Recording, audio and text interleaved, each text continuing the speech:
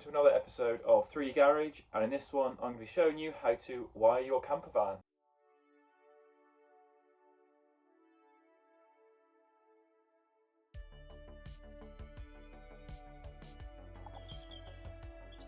It's been a few months since you last saw the van.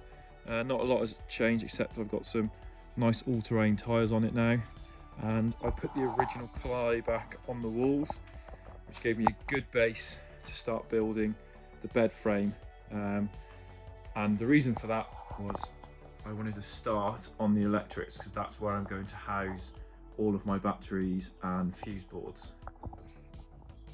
I've also run a lot of the wiring in, one for the fan there that's going to go in that vent, some of the actual downlighters as well, and also a power supply to where the kitchen is. And I've got a nice distribution panel that I've kind of mocked up there as well that I'm using.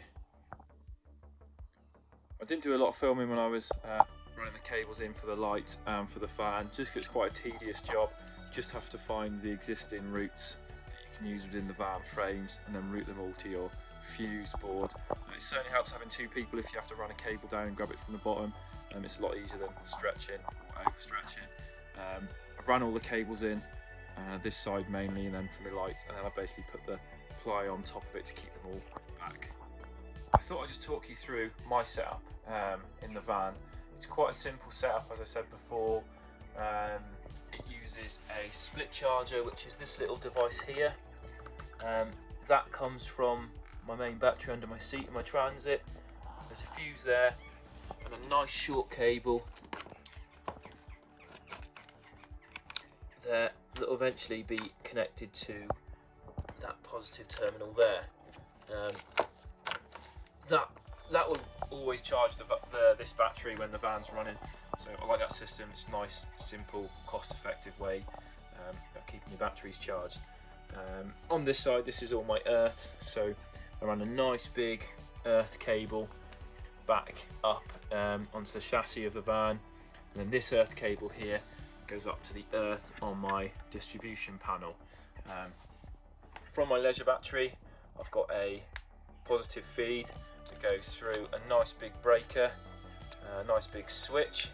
It comes out this side and then goes up into the positive side of my distribution panel. Now on here then, I've got 12 volts in, and if for example I want to run a 12 volt lighter socket, I can just run that cable, one from the positive, one up to the negative, and then there's a little fuse that goes in there as to how much current I'd need to draw, and that activates the circuit, and I'd then at the other end wire up to like whatever I needed to. So a great easy way. Got LEDs as well, so you can see which circuit is live. If you have a fault on one, it won't be lit. So nice cheap little system. You can also get labels as well, so real easy to see and identify which circuits are working and what you're powering. So this little lead here, it comes off from the switch side, so if the switch is off this won't work, actually goes up behind to this little distribution panel. This is a great little device. It means I can switch between the leisure battery and the vehicle battery, so if I was ever stuck I could use the vehicle battery if I had to. It also gives me a nice visual indicator of how much voltage I've got, and then here I've got my three little switches for my pump, which will be my kitchen supply, my lights, and my auxiliary, which will supply the fan in the top of the van. I've also got a 230 volt for the UK main supply.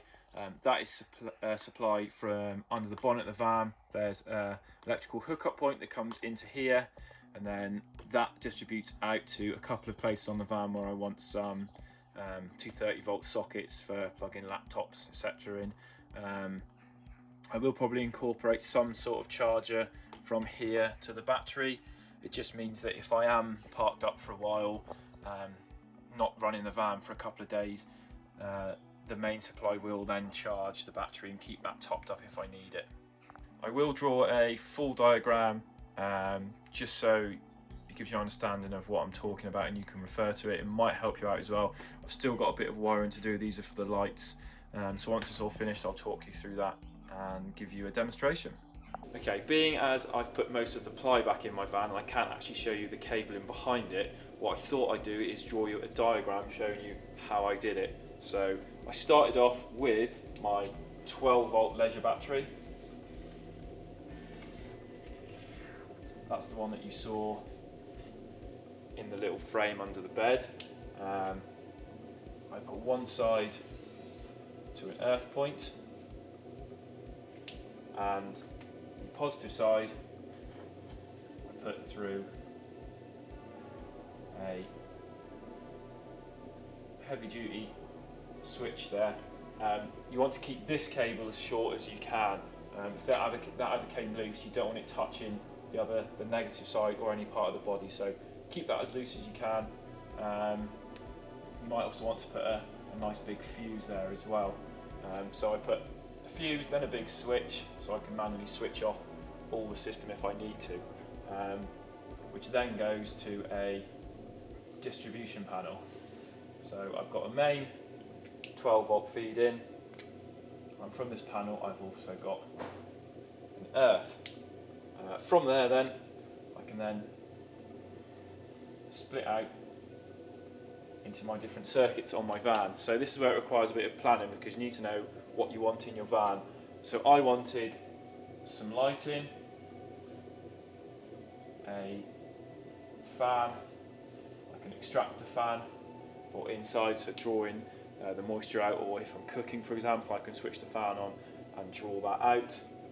And I also have a little kitchen in there as well, so that has a little 12 volt electric pump for the water supply, so I wanted something for that as well. So there's a little tap there.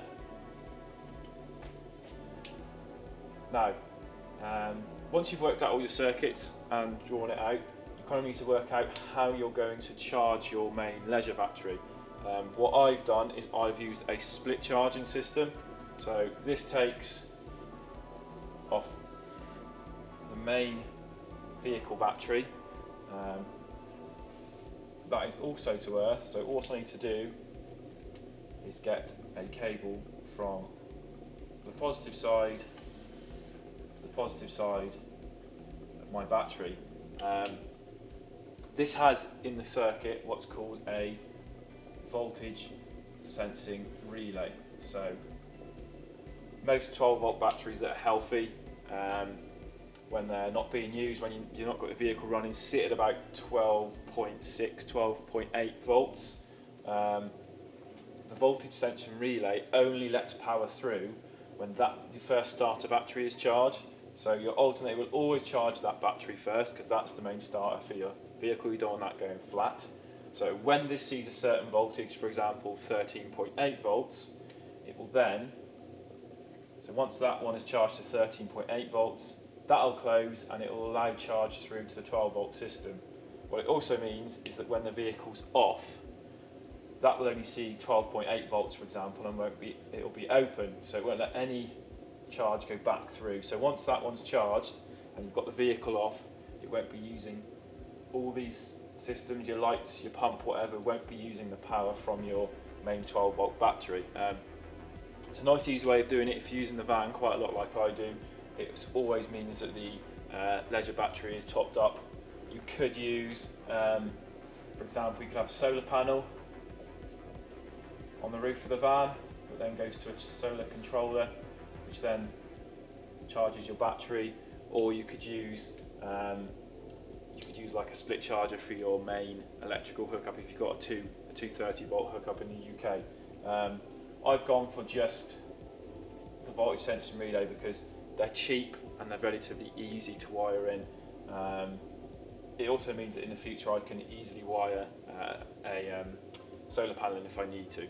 Also with this split charging system, you want to make sure that that's fused there and that's fused there, just because if that ever came loose and that ever came loose, it doesn't touch any of the vehicle. If it did, it would mean that the fuse would break and you wouldn't set fire to your van.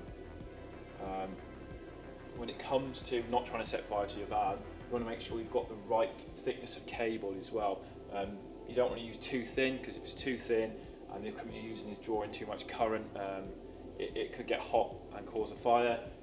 Too thick, it's fine, but it's just copper costs a lot, and the weight can add up. You can end up running a lot of cables in your van, so you want to make sure you use the right amount of cable. I will put a link in the description of how to work all that out. There's lots of stuff online. I won't go through it all now because it's quite complicated, but once you understand the basics, it's quite simple. Just up on the roof of the van, looking at how I'm going to fix my solar panel. That's my little 12 volt mushroom vent. There was already a hole in the van where they had like a natural vent. That fits perfectly. Looks like it's going to seal lovely as well. So I'm just making sure that doesn't clash with my solar panel. I think what I'm going to do is I'm going to fit it there, just using some scrap bracket that I've got, because that looks like it's going to fit perfectly. And it leaves me a nice gap there where I can run my cable underneath the centre here, just to avoid as much water getting in as possible into the van. So I'm going to have to do that before I ply it. So that's the next job.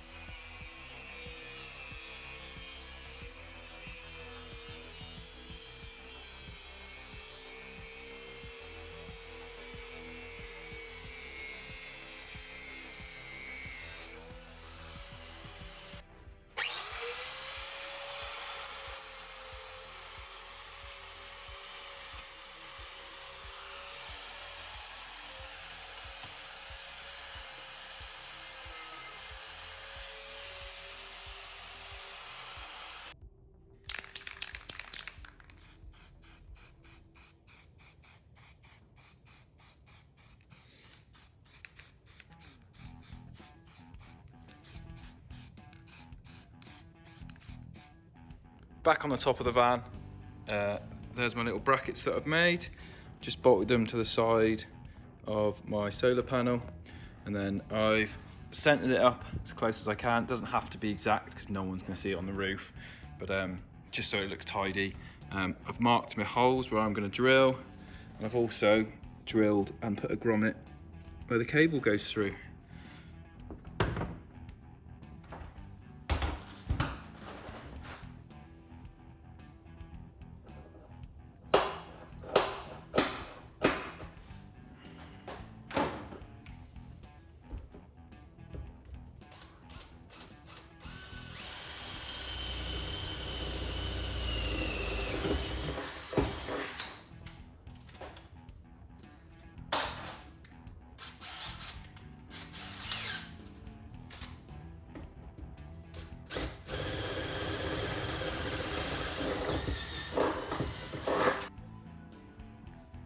Right, solar panel is all bolted down using my little bracket. I've also put a little bit of automotive sealant, like silicone stuff, just under the bracket and on top of the bolt as well, to hopefully stop any moisture getting in. And I've also fitted my little fan as well, so that's all good. So all on the roof is sorted.